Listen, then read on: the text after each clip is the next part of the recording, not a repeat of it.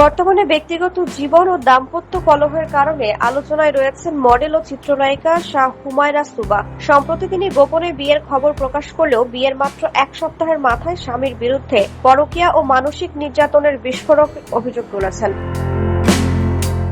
শনিবার রাতে নিজের ফেসবুক আইডিতে দেয়া পোস্টে এসব অভিযোগ তুলে ধরেন ঢাকাই চলচ্চিত্রের এই অভিনেত্রী। তবে এই পোস্ট দেওয়ার ১৩ ঘণ্টা পর রোববার দুপুর ১টা ৩১ আরও একটি আবেগঘন পোস্ট করেছেন তিনি। সেখানে তিনি লেখেন, সুইসাইড করে যদি পরকাল পাওয়া যেত তাহলে এখন আমি সুইসাইড করতাম। এর আগে শনিবার রাতে দেয়া পোস্টে মডেল সুভা লেখেন, আজ খুব ভারী মন নিয়ে কিছু কথা বলতে বাধ্য হচ্ছি।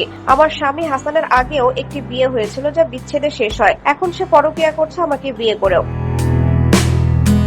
নিজের পরিস্থিতি জানাতে গিয়ে চিত্রনায়িকা পোস্টে লিখেছেন, সুন্দর সংসারের আশায় আমি ইসলামিক শরিয়া অনুযায়ী বিয়ে করি, কিন্তু বিয়ের পর থেকে আমি দীর্ঘদিন ধরে মানসিক চাপ, অপমান, ভয়ভীতি ও ইমোশনাল অ্যাবিউজের মধ্যে আছি। সুবা বলেন, বারবার এমন পরিস্থিতির মধ্যে ফেলা হয়েছে যেন অন্যায় দেখেও চুপ থাকি, না হয় নিজেই সম্পর্ক ছেড়ে চলে যাই। অতীত নিয়ে অপমান এবং অন্য নারীদের কেন্দ্র করে খারাপ আচরণ ও তাদের সঙ্গে স্বামীর সম্পর্কের বিষয়গুলো প্রতিনিয়ত তাকে মানসিকভাবে ভেঙে ফেলছে বলে উল্লেখ করেন পোস্টে। তিনি বলেন, আমি যখন আমাদের বিয়ের বিষয় প্রকাশ করি তখন থেকে পরিস্থিতি আরো খারাপ হয়ে যায়। নানা ধরনের থ্রেট, প্রেশার ও মানসিক নির্যাতনের মধ্য দিয়ে যেতে হচ্ছে, যেন আমি নিজে থেকেই ডিভোর্স দিয়ে চুপ হয়ে যাই।